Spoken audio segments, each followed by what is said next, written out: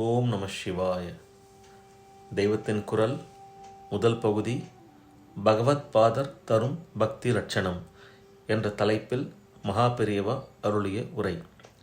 பக்தனாகி இருப்பவனும் பகவான்தான் என்ற உணர்வோடு சாராம்சத்தில் அவன் வேறு தான் வேறு அல்ல என்ற அனுபவ ஞானத்தோடு ஈஸ்வரனை பக்தியோடு அனுபவித்த அத்வைத ஞானிகள் பலர் இருந்திருக்கிறார்கள். மதுசூதன சரஸ்வதி, அப்பைய தீட்சிதர், சதாசிவ பிரம்மேந்திராள், பகவான் நாம பூதேந்திராள் ஆகிய பரம ஞானிகள் இவ்விதத்திலேயே பக்தி செய்திருக்கிறார்கள். நிர்குணமாக இருக்கிற பிரம்மத்துக்கும் அனந்த கல்யாண குணம் கொண்ட ஈஸ்வரனுக்கும் இடையே இவர்கள் எந்த பேதமும் காணவில்லை. நிர்குணமாக நிஷ்களமாக எந்த வஸ்துவை யோகிகள் தியானத்தில் அனுபவிக்கிறார்களோ அதையே யமுனா தீரத்தின் மணல் வெளியில் நீலஜோதி வெள்ளமாக ஓடி விளையாடும் கண்ணனாக நான் கண்டு மகிழ்கிறேன் என்கிறார் மதுசூதன சரஸ்வதி. ஞானிகள் எல்லா தெய்வ வடிவங்களும் ஒன்றேயான பிரம்மம்தான் என்று கண்டு கொண்டவர்கள்.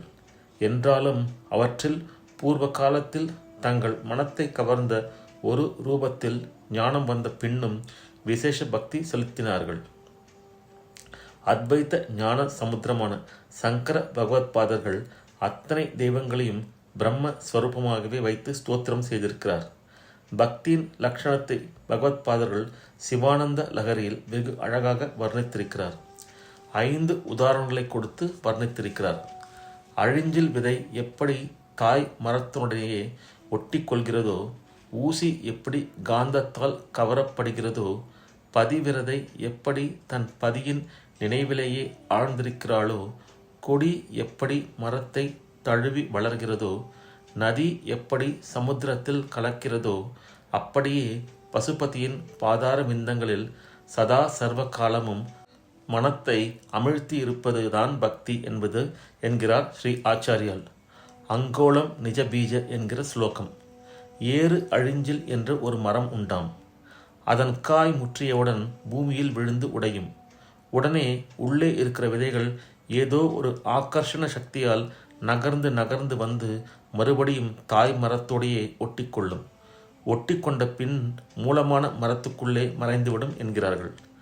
பகவானிடமிருந்து பிரிந்து வந்திருக்கிற நாம் இப்படியே எப்போதும் அவன் பக்கமாக நகர்ந்து நகர்ந்து போய் முடிவில் அவனிடம் ஒட்டிக்கொண்டு ஒன்றாகி விட வேண்டும். ஊசி காந்தத்தை நோக்கி பாய்ந்து ஒட்டிக்கொள்வது அடுத்த உதாரணம். காந்தத்தில் சேர்ந்த ஊசிக்கும் காந்த சக்தி உண்டாகி அது மற்ற இரும்பு பொருள்களை இழுப்பது போல் பக்தனுக்கும் பகவானின் குணங்களும் சக்திகளும் உண்டாகும் என்று இந்த உதாரணத்தில் காட்டுகிறார்.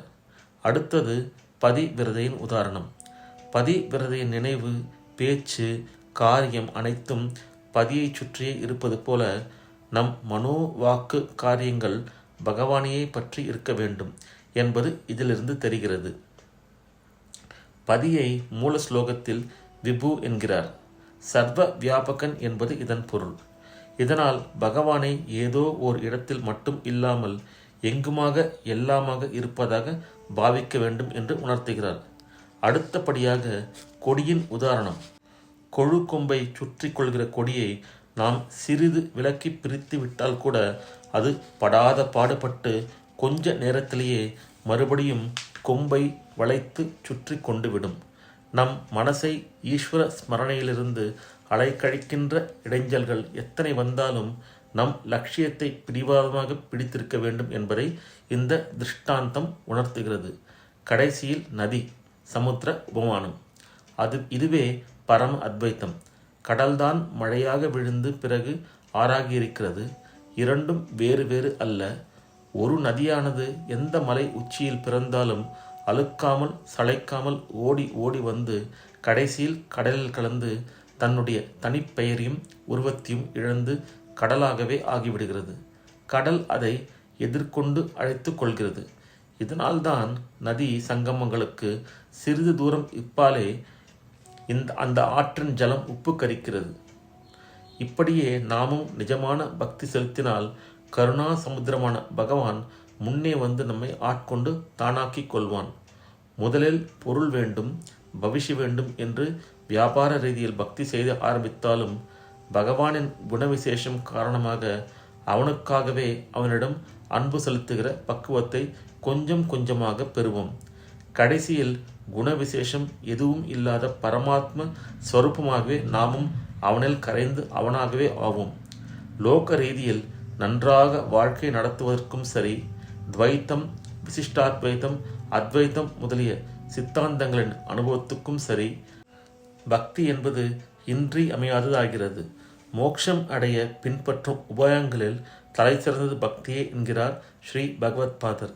ஆத்மஸ்வரூபத்தை உணர்வதுதான் பக்தி என்றும் அதை அடுத்து சொல்கிறார்.